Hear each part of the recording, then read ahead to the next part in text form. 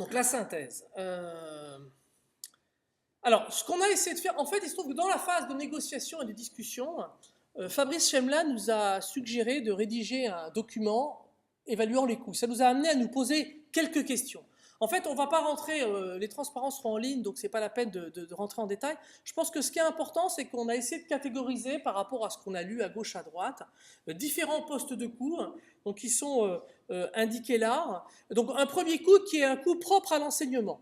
Et de toute façon, dans ces coûts-là, vous allez retrouver un certain nombre d'éléments qui sont les coûts d'un enseignement classique quand vous le montez. La seule chose, c'est qu'effectivement, il faut savoir qu'on va penser le chapitrage différemment. Alors, je pense que c'est un travail supplémentaire maintenant, parce qu'on n'a pas l'habitude de le faire, mais que tôt ou tard, on va rentrer dans le système et on les fera plus facilement.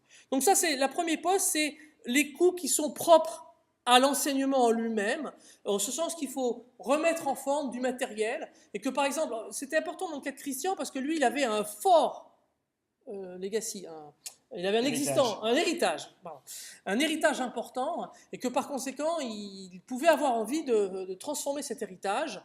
Quand on a 10 ans d'héritage, il y a un coût de remise en forme. Je pense d'ailleurs que j'ai passé plus de temps à refaire mes transparents, à essayer de savoir quel exercice j'allais poser à quel moment, etc., que la vidéo en elle-même qui m'a pris 4 après-midi, c'est-à-dire en gros 4 fois 2 h 30. Alors après, c'est vrai parce que j'ai pas eu de montage à faire, etc. Mais la vidéo en même, de façon précise, en gros, la captation vidéo n'a pas été, comment dire, la chose importante.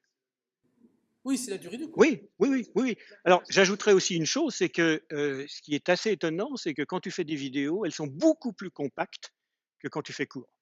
Quand tu fais court, tu répètes les choses une fois, 2 fois, tu regardes, 3 fois et tu te dis: «Bon, là, j'arrête parce qu'ils vont penser que comment dire? Que je deviens gâteux». Mais tu répètes parce que tu sens la réponse, si j'ose dire, de l'étudiant. Dans la vidéo, quand tu fais la vidéo, tu es beaucoup plus compact parce qu'ils ont la fonction back pour dire: «J'arrête, je reviens un peu en arrière et je reprends et je réécoute». Et donc du coup, tu es beaucoup plus concis. Je me suis aperçu que tous les cours qui étaient faits sur une durée d'1 h 15, en fait, je crois que j'ai jamais dépassé 45 minutes, en mettant les vidéos bout à bout. Je confirme tout à fait parce que j'ai retourné quelques séquences que j'avais fait devant les étudiants et à chaque fois, c'est plus court. Donc je confirme. Alors, indépendamment du fait que, bon, on en reviendra plus tard, tourner sans étudiants, c'est enfin, voilà, c'est autre chose. Voilà. Donc, alors, l'autre poste de coût, c'est ce qu'on a appelé le support de l'enseignement, puisque là, il va être effectivement un petit peu différent. Donc, il y a la conception qui est différente, puis après, il y a l'encodage. Donc, c'est des choses qui sont, dans la terminologie MOOCienne, il y a ce qu'on appelle l'ingénieur pédagogique.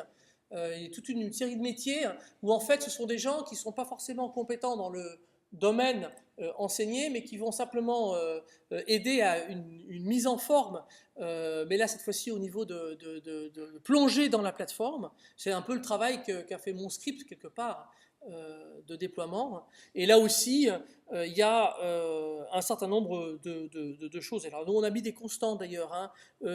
C'est le nombre de cours magistraux. Euh, Enfin bon, il faut regarder dans les transparents. Alors, et puis enfin, il y a un support purement technique sur le MOOC avec encore un certain nombre de coûts. Et l'autre chose qui est intéressante, c'est qu'il y a des coûts qui sont factorisables, nonobstant le fait que l'enseignement n'évolue pas. Par exemple, mon MOOC est un très mauvais exemple. Il y a tellement d'évolutions tous les ans. Alors c'est un cours de M2 déjà, un cours de M2 c'est en général moins stable qu'un cours de L. Hein, mais on peut parfaitement imaginer que une fois qu'un cours est rodé, on puisse conserver des vidéos et en partie une partie du support qu'il a fallu adapter, les vidéos, les QCM, les machins, etc. On peut, par exemple, les QCM les conserver au prix de les remélanger ou des choses comme ça, d'une séance, enfin d'une séquence, d'une occurrence du MOOC. Donc on va en fait avoir deux types de coûts, des coûts initiaux de conception, mais qui sont dans notre cas, par rapport à notre vécu, de la transformation, et puis des coûts qui vont en fait, le fait animer les communautés, s'il y a deux occurrences de MOOC, il faut animer deux fois les communautés. Alors que peut-être les QCM, on peut les récupérer d'une fois sur l'autre. Voilà, c'est typiquement ces deux mécanismes qu'on avait identifiés dans cette petite étude qui vaut ce qu'elle vaut. Encore une fois, on l'a faite un petit peu de briques et de broc à partir de choses qu'on a lues à gauche, à droite. Et puis nous, de notre vécu, et d'ailleurs, depuis la publication du document, il y a quelques éléments qu'on a probablement révisés. Alors, sur les étapes de construction, là, on a 3 transparents qui essayent de recenser un peu les points importants avant, pendant le mock et après le mock. Avant le démarrage, c'est clair que la formation de l'équipe pédagogique est vraiment, comment dire, extrêmement importante. Elle l'est pour tous les cours parce que vous avez besoin non seulement de trouver les personnes, mais vous avez besoin de les initier à quels sont les buts du cours, quel est le vocabulaire qu'il faut employer, comment vont être, gérés les forums et cetera et cetera. Donc il y a, comment dire, une partie importante humaine qui est en fait, nécessaire à cet endroit-là. Ensuite, Je vais juste rebondir là-dessus. Il y avait une difficulté supplémentaire pour nous, c'est qu'il y a des fonctions qui sont nouvelles. Par exemple, community manager, donc c'est les gens qui vont regarder les forums, et que, je ne sais pas toi, mais j'ai eu du mal à appréhender, maintenant ce serait beaucoup plus facile bien évidemment, ce qu'est le rôle d'un community manager. Et quand il faut expliquer ça aux gens qui vont jouer le rôle de le community manager, donc tes moniteurs ou mes étudiants, eh ben, on manque de référents pour identifier ces fonctions. Et ça, c'est un cas particulier. Mais ça, c'est des choses, c'est un problème ça va disparaître, c'est un phénomène de bootstrap. Une fois il y aura du recul, on s'en sortira mieux. Mais en tout cas, pour ceux qui se lanceraient dans ce truc-là, il ne faut pas qu'ils sous-estiment cet aspect-là des choses au niveau de la gestion de l'équipe pédagogique. Et il vaut mieux prendre des jeunes qui ont déjà une idée de ce que ça peut être qu'un community manager, parce qu'ils font du réseau social à longueur de journée. Le matériel de cours aussi est extrêmement important. Alors on a eu la chance, nous, comment dire, de partir de cours qui étaient rodés pendant des années, moi 14 ans. Fabrice, comment dire, un peu moins, mais comment dire, il y a un matériel considérable qui permettait d'avoir effectivement à la fois le bouquin de cours, les bouquins des exercices, les annales sur un nombre d'années conséquent, qui permettent effectivement ensuite de faire un choix et de regarder quels sont les matériaux les plus susceptibles d'être réutilisés pour le book. Alors, la définition des objectifs, comme je le disais tout à l'heure, c'est en fait, ou test-driven development, c'est en programmation, on essaie de dire maintenant, programmez vos tests avant de programmer la solution qui permet de passer vos tests. En fait, d'une certaine manière, maintenant, on est obligé à chaque fois de se dire, bon, je découpe en séquence avec telle séquence dédiée à tel concept. Qu'est-ce que je peux faire après cette séquence pour essayer de tester si le concept est passé ou pas? Et ça, comment dire, c'est révolutionnaire d'une certaine manière, parce qu'en général, on se pose cette question qu'au bout de 6 mois, quand on a à écrire l'examen. Bon, au bout de 3 mois pour le partiel. Et là, on doit se poser à quoi sert cette séquence? Parce que si la séquence ne sert pas, pourquoi la tourner? Et donc, ça devient une nouvelle question qui est une évaluation extrêmement continue, progressive, etc. Et là, très, très souvent, on se dit, ben oui, j'ai baratiné pendant 10 minutes sur ce qu'est le concept, mais en fait, je ne sais pas comment tester si oui ou non il est passé ou pas. Et ça, c'est vraiment une nouveauté, comment dire, qui est qu'on n'est plus dans une évaluation discontinue en terminale, on est dans une espèce d'évaluation continue tout le temps, au jour au jour, enfin à la séquence. Et du coup, ça permet effectivement de pouvoir, par exemple, imaginer, dire, bah, je ne sais pas très bien quoi poser, mais je peux par exemple lancer une idée sur les forums qui serait débattue par les gens. Et on va voir ce qui peut en sortir ou comment je peux infléchir les discussions. Donc tout ça, en fait, procède du MOOC et c'est une nouvelle question à laquelle on ne sait pas forcément répondre bien. Alors, le découpage en ressources, chapitrage, alors là, effectivement, on est obligé de se poser des questions. Alors, déjà, faire une vidéo de, comment dire, de 6-7 minutes, c'est déjà compliqué, mais faire une vidéo de 35, à moins d'avoir un discours extrêmement bien rodé, en général, c'est dur. Donc, il faut chapitrer en petits trucs, et puis ça permet effectivement de faire des vidéos centrées sur un unique concept. Et donc, ça demande de réfléchir beaucoup plus. On n'est plus dans un discours fleuve de 2 heures devant des étudiants, on est à se dire, bon, cette séquence, elle a un but, elle a une raison d'être, quelle est-elle, pourquoi influence-t-elle le reste, etc., etc. Donc le chapitrage est vraiment primordial. D'où l'importance, enfin moi la seule solution de trouver, c'est cette idée de cartographie, c'est vraiment être capable de voir le séquencement des séquences et puis éventuellement les relations qu'elles pourraient avoir entre elles. Il y a un truc aussi tout con d'ailleurs sur les séquences, puisqu'on y est, c'est que on va avoir une capture de transparent d'un côté, on va éventuellement avoir nous, on a l'habitude de montrer sur le tableau ou de montrer. Ça, c'est des mécanismes qui ne marchent pas. Et d'ailleurs, même avec le système qu'évoquait Emmanuel, qui se substitue à la vidéo, il faut être capable de désigner. Par exemple, à un moment dans le MOOC de Christian, il a fait une typo sur ses transparents, il a écrit 2 fois le même concept. Okay, et évidemment, oralement, il n'a pas fait la typo. Mais le problème, c'est que du coup, on ne sait pas à quelle ligne il se réfère lorsqu'on entend le truc la première fois. Alors du coup, on était tout perturbé.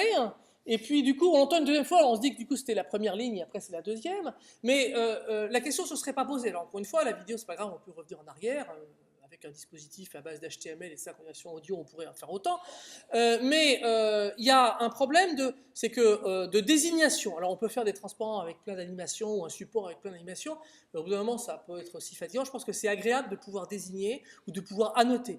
Et donc là, en particulier, vraiment, là, on utilise le système que j'ai fini par mettre au point, donc qui permet ici de faire des annotations et que j'utilisais au départ de manière dégradée comme télécommande, parce que j'aime pas être à côté de ma machine seulement quand je fais cours.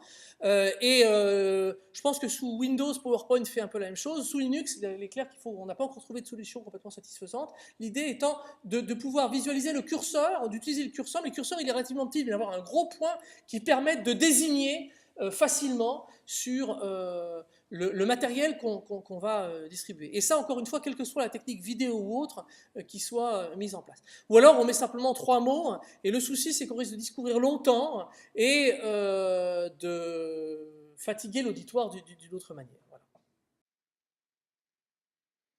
Alors, pendant le MOOC, donc pendant la durée du MOOC, c'est clair qu'il y a un boulot de suivi au jour le jour pour savoir qu'est-ce qui se passe exactement. Et donc, ce boulot, il est compliqué par le fait qu'il y a beaucoup de canaux de communication vers les étudiants. Vous pouvez utiliser le mail, vous pouvez utiliser des forums, vous pouvez utiliser des groupes Facebook, Google+, LinkedIn, etc. Il y a plein de canaux possibles et en fait, il faut arriver à se limiter pour essayer de donner une cohérence à l'ensemble. Donc, ça veut dire qu'il y a des canaux qu'on n'utilise pas, mais pour lesquels ici, on essaye de décourager les gens qui souhaiteraient les utiliser. Parce que beaucoup de canaux, en fait, sont bidirectionnels et vous ne pouvez pas maîtriser ce qui se passe du côté des autres. Donc, il y a tout un boulot je dirais, de conformation de votre masse d'apprenants pour dire c'est comme ça qu'il faut utiliser parce que c'est comme ça, effectivement, que ça rend un service à l'ensemble de la communauté. Il faut suivre les forums, flinguer les choses qui sont idiotes, booster les bonnes réponses. Et donc là, il y a les possibilités des forums sont vraiment extrêmement importantes. Vous avez le forum de Fun actuellement est une catastrophe. Il y a des forums bien mieux faits et il faut arriver à utiliser bien ces trucs-là. Donc remonter les bonnes solutions, descendre ou flinguer les mauvaises solutions, reclasser les messages correctement de manière à permettre une bonne indexation, etc. Lorsque vous avez des exercices, des QCM, etc., il faut aussi suivre, savoir est-ce que ça marche, est-ce qu'il n'y a pas un QCM faux. Je me souviens la première année où on a mis des exercices à correction automatisée en 2001. On a eu un jour une surprise avec Titou Durand, Anne Brigot, etc. Un matin, on s'aperçoit qu'il y avait une étudiante qui avait essayé 300 fois un exercice, 300 fois de résoudre un exercice. On s'est dit, soit elle est vraiment bouchée, soit il y a un problème dans l'exercice. Il y avait effectivement un problème dans l'exercice. Bon, on ne pouvait pas donner une réponse qui était correcte. Donc, il faut suivre tout ça de manière finalement à corriger. On n'avait pas de forum à l'époque, donc l'étudiante, elle a passé la nuit à essayer de se dire mais pourquoi ma solution ne marche pas. Avec un forum, elle aurait posé tout de suite la question du genre ça marche pas, et il y aurait probablement quelqu'un dans la demi-heure qui aurait dit bah oui, il marche pas, tout le monde le sait. Voilà. C'est intéressant que tu dis là parce que donc nous, il y a un phénomène de vitesse aussi. Par exemple, lorsqu'on a réalisé que la manière dont on avait intuité l'usage des forums sous EDX était complètement déconnante, il a fallu qu'on réagisse très vite de manière à ce que d'abord on reste dans une situation où nous on pouvait maîtriser les choses et où les apprenants entre eux, enfin les participants entre eux, pouvaient accéder à l'information.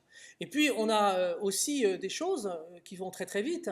On a eu des petits problèmes avec le déploiement des QCM, il y avait un petit bug dans mon script qu'on n'avait pas vu et qui dans certains cas ne donnait pas les bonnes réponses. Alors, la première semaine, on publie le mardi, et le mardi midi, il y a déjà avalanche de problèmes qui sont détectés. Idem avec les typos. Et c'est vrai que c'est important de réagir, d'abord parce que ces gens-là, ils ont souligné une erreur et le fait de savoir qu'il y a du répondant, ça les encourage.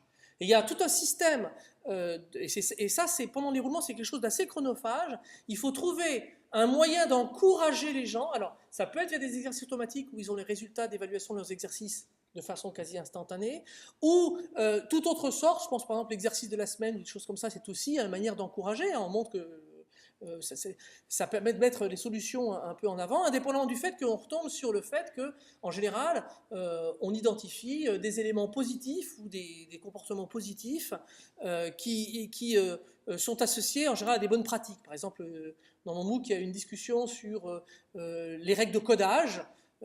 Lancé tout seul par les apprenants, enfin c'était un truc, j'étais en voyage, je retrouve, au bout de 24 heures, il y avait 15 threads sur ah ben comme ce qu'il faut faire.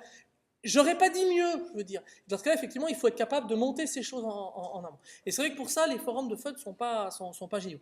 Bon, FUD a le mérite de fonctionner, d'exister, mais il est clair que sur les forums, il faut qu'ils progressent. Et la réactivité, c'est pas simplement les forums, c'est tout. Parce que, encore une fois, on a une masse de gens qui est très importante et elle peut basculer très très vite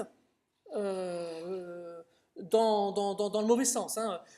On retrouve, à mon avis, à toute proportion gardée, un peu les mêmes phénomènes qu'on peut trouver sur les réseaux sociaux où quelqu'un balance un grand troll ou une rumeur et elle part. Et donc, il faut être extrêmement vigilant. Et quand on a beaucoup de monde, je pense qu'il faut être capable de s'organiser avec les community managers pour qu'il y ait tout le temps une surveillance de manière à ce qu'une connerie ne puisse pas subsister plus de quelques heures, si possible le moins possible, avant d'être reprise à mauvais escient. Dernier point sur la collecte des données, en fait, qu'on utilise un système ou plusieurs systèmes, en fait, très très souvent, caché au fond des documentations, vous apprenez que, par exemple, vous ne pouvez sortir que les 50 derniers messages du forum, ou les données ne sont valables que 24 heures, ou les données sont ceci, cela. Et souvent, vous n'avez même pas de possibilité d'archiver aussi ce qui se passe sur telle ou telle machine, serveur, service, etc. Et donc tout ça, en fait, fait que, de temps en temps, presque quelquefois tous les jours, tu l'as fait tous les jours pratiquement sur Dailymotion, allez chercher les données du jour, parce que comme elles sont agrégées et qu'elles disparaissent, si vous n'allez pas les chercher tous les jours à la même heure, vous n'avez pas ce qu'il vous faut. Donc la collecte des données est aussi un vrai problème. Alors, tout ça, c'est des choses aussi qui peuvent se corriger, mais pour l'instant, on vit avec les outils actuels. Alors après le MOOC, comment dire, c'est pas fini. Là, on a fini le cours, on se pense qu'on a fait l'examen, etc., et que tout est fini. Non, non. On a maintenant des masses de données à rapatrier ou à consolider. On a à les nettoyer, on a à les fusionner, on a à essayer de comprendre ce qui s'est passé. Et donc, on arrive dans cette analyse qu'on appelle souvent Learning Analytics, où effectivement, on se pose des questions sur qu'est-ce qui s'est passé et comment améliorer le système. Et donc, ça permet de préparer les prochaines évolutions qui, elles, vont nécessiter de revoir des transparents, des textes, des vidéos, des exercices, des ceci, des cela. Alors après se pose la dernière question qui est, mais alors si le cours est fini, est-ce que les ressources sont encore en ligne? Est-ce qu'elles sont encore disponibles? Est-ce qu'elles sont encore utilisables par les gens? Il se trouve qu'actuellement pour nos deux MOOC, la réponse par défaut est oui. Mais par exemple pour le tien, c'est est-ce que les gens qui ne se sont pas inscrits et qui ne peuvent plus s'inscrire peuvent encore bénéficier des ressources? Est-ce qu'elles sont publiques, pas publiques, ou est-ce qu'elles sont réservées aux gens qui s'étaient inscrits? Il y a plein de questions qu'on ne se pose pas dans un cours normal, parce qu'une fois que vous êtes sorti de l'amphi, c'est fini, vous ne pouvez pas rejouer ce qui s'est passé. Et qui se posent maintenant, alors quand il y a en plus des machines derrière pour corriger, est-ce qu'elles seront valables le 15 août? J'en sais rien. Et c'est des questions qui se posent. Il y a plein de questions. Enfin, c'est très drôle parce qu'en fait, moi, c'est une question personnellement que je n'avais pas du tout anticipée. Et puis à un moment, elle a été posée sur les forums et grosse activité sur cette thread de discussion. Et j'ai découvert qu'il y a un mec qui a tout mis sur Tor, enfin pas sur Tor, sur un système de stockage en pair à pair. Non, pas GitHub. C'est l'exercice qu'on a mis sur GitHub. Enfin bref. Ouais. Et qu'en gros, il y a quelqu'un qui justement a fait l'effort, alors avant même qu'on ait eu le temps de dire, finalement, on va laisser les choses ouvertes, puisque Fun nous autorise à soit tout détruire, soit, enfin bon, on peut faire un peu ce qu'on veut. Et du coup, effectivement, la question, elle se pose. Après, il y a d'autres questions qui vont se poser. Qu'est-ce qui se passe quand tu lances une nouvelle occurrence du même cours? Qu'est-ce qui se passe quand un cours, c'est une question que je me pose, qui a une durée d'obsolescence relativement rapide? On peut dire que, par exemple, les vidéos de mon cours d'il y a 2 ans, elles sont un peu neuneux par rapport à ce qui se passe maintenant. Il y a beaucoup de mécanismes qu'elles n'évoquent pas, parce qu'il y a eu quand même pas mal de nouveautés, et le passage à iOS 8 va encore considérablement changer les choses. Donc il y a plein de questions qu'on peut être amené à se poser, qui vont évidemment dépendre là de la nature des cours, et puis des domaines. On peut imaginer qu'un cours de maths de niveau L1 soit beaucoup plus stable qu'un cours d'informatique de niveau L2, M2 je veux dire, ou qu'un cours de génétique de niveau M2, parce que c'est des domaines qui sont beaucoup moins stables. Voilà. Mais c'est vrai qu'on peut laisser les ressources, mais après, il y a probablement ce côté. Encore une fois, ma grand-mère, c'est vrai, c'est à la télé. Mes enfants, c'est vrai, je l'ai vu sur Internet. Et effectivement, on est tous d'accord qu'il y a autant d'informations fausses que vraies sur Internet. Peut-être voire que je suis même plus. optimiste, ouais, je dois être optimiste. Et que du coup, effectivement, ce cours qui est estampillé université, machin, etc., avec toute l'autorité, eh ben finalement, il peut vieillir. Et donc ça, c'est une question qu'il faut se poser. Et bon, probablement qu'on va le laisser, moi je vais le laisser ouvert un certain temps, mais à un moment donné, j'aimerais bien que ce cours, il n'existe plus en tant que tel, parce que je le considérais comme obsolète. Alors, quelques tendances actuelles sur les MOOC. Il y a une grande étude qui a montré que quand les vidéos dépassaient 6 minutes, l'attention des personnes qui regardaient la vidéo tombait dramatiquement. Donc, il est effectivement conseillé de plus en plus que les vidéos soient plutôt de l'ordre de 6 à 15 minutes. Alors, la plupart de mes vidéos font de l'ordre de 7 à 8 minutes, sauf une seule qui est la fonction eval, qui en fait 35 parce que j'ai pas réussi, effectivement. C'est une seule fonction, donc je n'ai pas vu comment je pouvais la fractionner en petits morceaux indépendants qu'on pouvait regarder dans n'importe quel ordre. Donc, oui, ma dernière vidéo fait 35 minutes. Oui, alors je dirais que c'est pas facile. On a beau être plus efficace, plus rapide dans la façon de présenter les choses quand on n'a pas des réactions et des regards pleins de points d'interrogation face à soi. Je veux dire, 6 minutes, c'est quand même super court. Après, il y a des domaines qui s'y prêtent peut-être plus que d'autres. Mais là, on peut aussi noter une dérive qu'on observe un peu partout ailleurs, c'est que il faut épurer les messages pour les faire passer, et du coup parfois on épure tellement que la question est, est-ce qu'il reste encore un contenu dans le message. Donc après, en tant qu'enseignant, on a le droit de se poser des questions et éventuellement de combattre de temps en temps, pour la fonction eval par exemple, le dogme. Voilà. Il y a une autre tendance qui est lourde aussi, même topo, les gens ont observé que sur 10 semaines c'est dur. Et donc la tendance est de faire des MOOC courts de 5 ou 6 semaines. Voilà. Parce qu'alors, le taux d'attrition est moindre. Bah Donc oui. vous avez de meilleurs chiffres. Ça, oui, bien sûr, hein, c'est mathématique. C'est mathématique. Donc, alors, la question pose, ben l'instant, si on veut faire un corpus d'enseignement, je veux dire, on peut effectivement évaporer la moitié de l'enseignement et arriver à des trucs super courts, où on a des MOOC de 3 semaines, avec pas beaucoup d'attrition, mais encore une fois, le contenu à absorber pour une discipline, malheureusement, heureusement, reste le même. Et dans ce cas-là, la chose qu'on peut se poser, la question que moi j'ai commencé à me poser, est-ce qu'on fait un MOOC de 10 semaines ou 2 de 6 semaines? On dit, ben voilà, il y a des gens qui peuvent aller jusqu'à un certain point, et puis s'ils ont envie de continuer, on leur donne la possibilité de continuer, et c'est pas forcément le même public qu'on attend dans les deux MOOC. Donc, je pense que mon impression à terme, c'est qu'on ira vers des MOOC coordonnés entre eux. Alors, la question des modèles d'affaires est toujours, inconnue. Aujourd'hui, vous avez des sociétés privées qui ont levé des millions de dollars pour effectivement faire du MOOC à fond la caisse, mais le modèle d'affaires, d'après ce qu'il semble, est toujours inconnu. Alors, quels sont en gros les modèles d'affaires? Je vais juste dire quelques mots là-dessus. Vous avez Coursera qui en gros est une place de marché dans lequel il dit je ne négocie qu'avec les 2 meilleures universités de chaque pays. Elles mettent leurs cours chez moi, je prends 80% des bénéfices. On ne sait pas très bien où sont les bénéfices. Et c'est comme ça. Les bénéfices, il semblerait qu'ils soient de quelque nature. Le premier, c'est de vendre de la certification.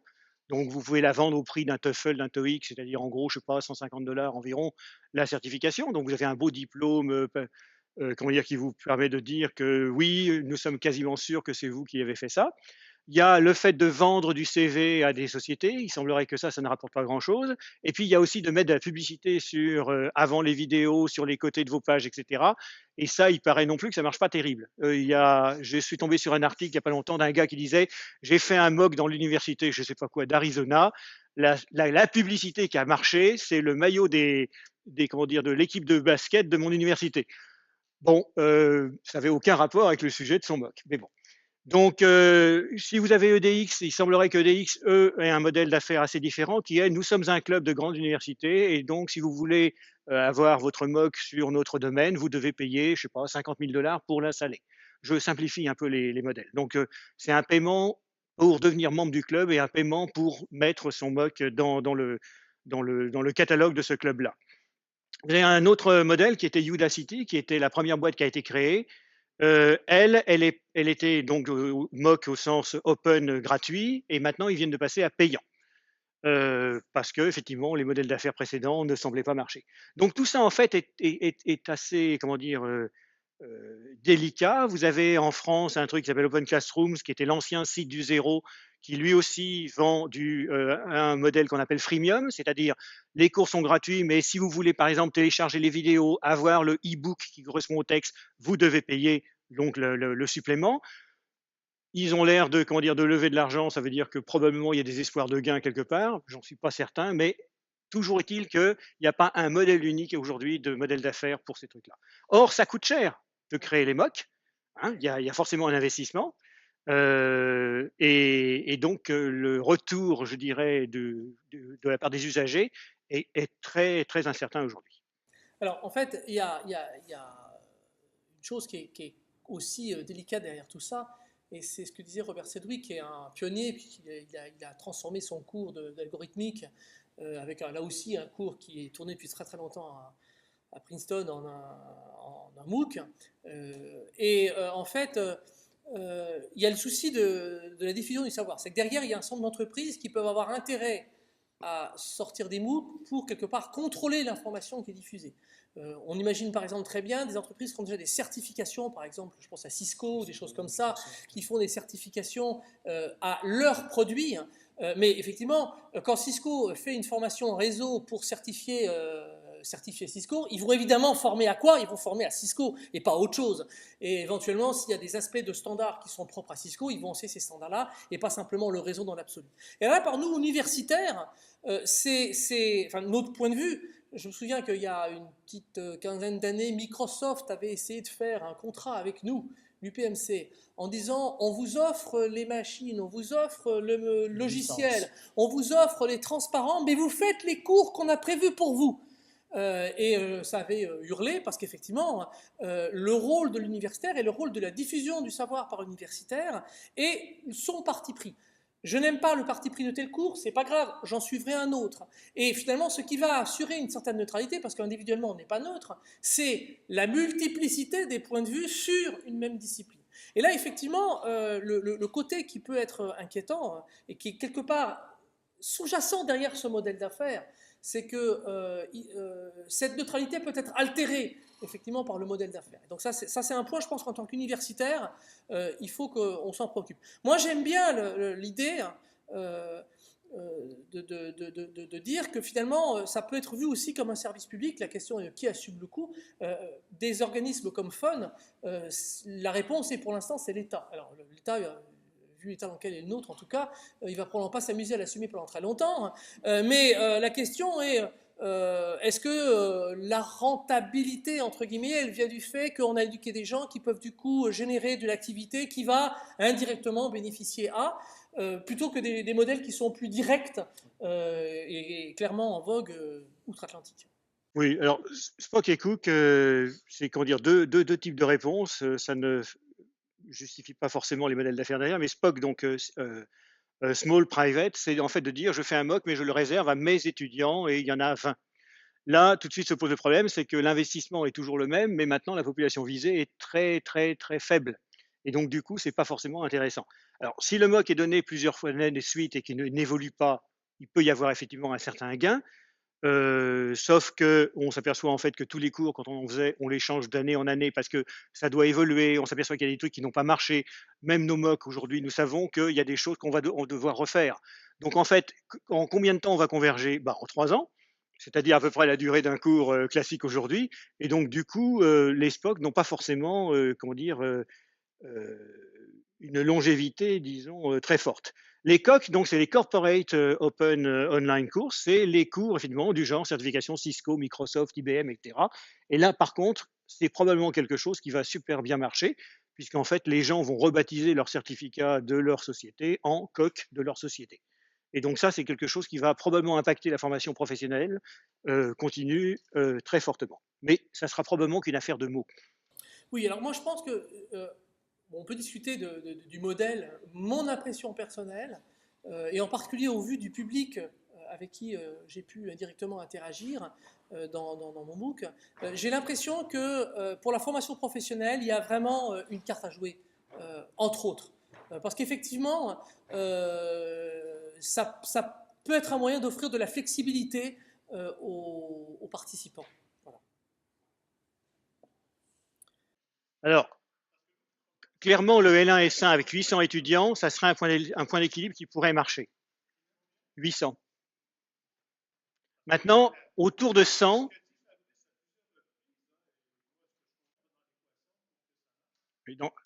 oui, donc je vois ta question. Je pense quand même qu'il y a malheureusement deux obstacles majeurs à ça.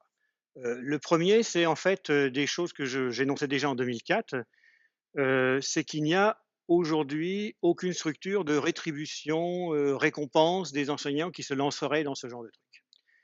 Et en 2004, j'avais sorti un plan pour essayer d'avoir une licence d'informatique qui aurait pu être, comment dire, donnée au CNED, par exemple, pour avoir l'ensemble, enfin les 15 cours d'informatique dont on avait besoin aujourd'hui dans le gabarit, enfin hier dans le gabarit. J'avais fait un plan donc sur 4 ans pour essayer de créer 4 cours à chaque fois. Et le problème, c'est qu'on n'a jamais mis en place la structure de rétribution-récompense des enseignants qui seraient lancés là-dedans. Deuxièmement, il y avait un certain nombre de questions. Alors, certains m'ont déjà entendu les noter, qui sont qu'aujourd'hui, on a des heures de service qui sont comptées en devant l'étudiant. Donc, je posais la question en 2004 qui est, j'ai fait ma vidéo, je vais dans mon amphi, je lance ma vidéo et je m'assois dans ma chaise longue, est-ce que ça me compte 2 heures de travail devant l'amphi? Et puis, mon cours, comment dire, a vraiment beaucoup de succès. Donc maintenant, j'ai 400 étudiants, donc dans 2 amphis, je vais dans le premier, je lance la vidéo, je vais dans le deuxième, je lance la vidéo, je m'assois. Est-ce que ça me compte 2 fois 2 heures devant les étudiants? Et ces questions-là, en fait, elles sont pendantes depuis déjà une dizaine d'années. Et on ne sait toujours pas y répondre. Donc je pense que tant qu'il n'y a pas de réponse claire à ces deux questions-là, il n'y aura rien qui se passera. Et même si effectivement on est acculé à devoir faire ça, on ne pourra compter que sur du bénévolat pour le faire. Et je pense qu'on a déjà épuisé une bonne partie du bénévolat potentiel.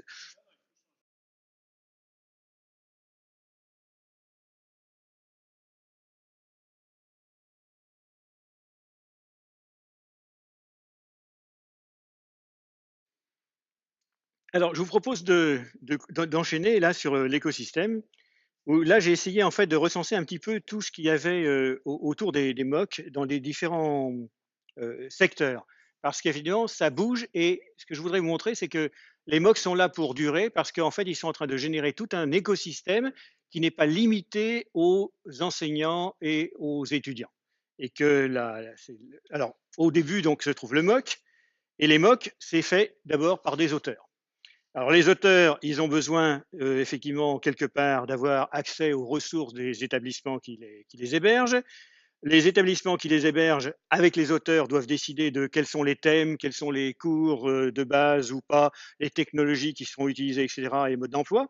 Donc en fait, il y a des tas de thématiques sur les MOOC qui sont possibles. Donc je m'aperçois que je me suis un peu mêlé.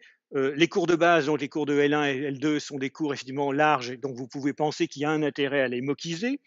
Les technologies récentes, là, c'est plutôt pour la formation professionnelle. Il se trouve que, par exemple, aujourd'hui, sur le marché, si vous voulez un cours sur Angular, Backbone, enfin les frameworks web, bah, aujourd'hui, ils ne sont pas à la fac, ces cours-là. Ils sont uniquement dans des boîtes qui, effectivement, sont capables de surfer sur des technologies très, très récentes. Si on veut, effectivement, avoir un pied dans ce marché-là, et on en est tout à fait capable, il faut juste avoir des prestations de même qualité, de même prix, et sur ces technologies récentes. Les modes d'emploi, c'est aussi quelque chose qui a été demandé par beaucoup d'étudiants. Ils disent on nous donne je sais pas, Eclipse par exemple, qui est un environnement de développement, et c'est tellement compliqué qu'en fait, on aimerait bien avoir des vidéos qui nous apprennent à utiliser ce genre d'outils. Et donc, c'est pas un contenu scientifique, comment dire, percutant, mais ce sont des choses utiles à passer. Ensuite, il faut se demander effectivement quel est le public. Est-ce que c'est un public genre CNED? Est-ce que c'est un public, comment dire, de francophones à l'étranger, etc., etc. Et là encore, ce sont des choses qui se règlent entre l'auteur et les établissements. Alors, le tout, en fait, mène à des ressources, qu'elles soient vidéo, textuelles, exercices, programmes, etc., etc. Et ces ressources, elles doivent être fabriquées par des producteurs. Et donc aujourd'hui, on trouve des cinéastes, des scénaristes, des développeurs, des testeurs, en fait, tout plein de métiers de l'informatique comment dire, et du cinéma, en fait, se trouvent autour de ça. Et donc, on parlait d'ingénieurs pédagogiques, on parle d'ingénieurs de déploiement, on parle de community manager. Tout ça sont des nouveaux métiers qui sont en train de se greffer autour de ça. Alors après, toutes ces ressources, il faut les héberger. Alors, il faut les héberger. Et là, clairement, aujourd'hui, les facultés, les universités n'ont plus les moyens d'héberger des vidéos avec les bandes passantes que peuvent offrir YouTube, Dailymotion, etc. Donc, ça devient des vrais métiers. Et si vous voulez avoir comment dire, des ressources lourdes, il faut passer par des CDN, hein, des Content Delivery Network, etc., etc. Donc, ça devient de l'informatique relativement de pointe. Et c'est des choses pour lesquelles on n'est pas du tout en pointe, nous, dans les universités. Après les hébergeurs, il faut faire tourner le MOOC. Donc, il nous faut des animateurs, il nous faut des tuteurs, puisque si vous voulez avoir dans un MOOC, comment dire, une portion d'étudiants qui sera à l'UPMC, qui sera intéressé, il serait intéressant évidemment d'avoir un tuteur local qui dit bah, tous les jeudis à 14 heures, vous pouvez venir pour qu'on vous aide sur le MOOC, machin, etc. Mais aujourd'hui, cette aide qui est assurée par des enseignants-chercheurs ou des enseignants ou des vacataires, etc., il se trouve qu'actuellement, il y a un deuxième cercle qui est en train de se créer, que Google appelle les help out. Les help out, ce sont des gens qui disent, moi, je suis vachement doué en maths et je suis prêt à aider n'importe qui, donc c'est des petits cours, jusqu'à L3. Et donc, les gens disent, ils mettent leur emploi du temps en ligne, ils mettent leurs tarifs en ligne, ils mettent leurs compétences en ligne. Vous avez un système de vote exactement comme dans tous les systèmes de réseaux sociaux, de location de voitures, etc. Et vous pouvez dire, bah, tiens, dans votre annonce publicitaire, je suis capable de vous aider pour le MOOC programmation sur iPhone. Et c'est indépendant totalement de la fac, ça se crée naturellement. Et plus il y aura comment dire, de helper out ou de help outer, et plus le système aura tendance à survivre, puisqu'il sera capable de corriger en temps réel les bugs que l'on commettra. Après, comment dire, l'échelon supplémentaire, c'est qu'il va y avoir des agences de notation de MOOC. C'est clair. Il y a des bons MOOC, puis il y en a des mauvais. Il y a des portails aujourd'hui qui servent d'annuaire. Et donc la tentation, enfin pas la tentation, mais l'étape suivante, effectivement, est de noter les MOOC, de noter les gens qui aiment, qui n'aiment pas, etc. Et aujourd'hui, il en existe déjà même en France. Je signale que, par exemple, sur iTunes University, il y a déjà un système de notation, j'aime pas, etc. Hein. Donc, je veux dire, toute l'infrastructure, elle existe déjà. Oui. Et donc, le dernier point, c'est qu'évidemment, on va avoir accès à des places de marché. Et donc, Coursera aujourd'hui est une espèce de place de marché. Vous avez MOOC.org qui doit arriver dans les semaines qui viennent et qui est en gros basé sur OpenEDX et qui est soutenu par Google, qui va être la place de marché des MOOC, et là, qui ne s'adresse pas à des établissements, mais qui s'adresse à des personnes. Si vous voulez faire un MOOC sur, je ne sais pas quoi, la poésie de Marie de France dans les laits de je ne sais pas quoi, vous pourrez faire votre MOOC et essayer de le vendre. Bon, c'est-à-dire que ça devient des éditeurs de MOOC ici. Donc voilà en gros tout l'écosystème qui est en train de se créer aujourd'hui, pour lequel toutes les briques sont, comment dire, soit présentes, soit imaginables très facilement, et c'est en train de marcher. Voilà.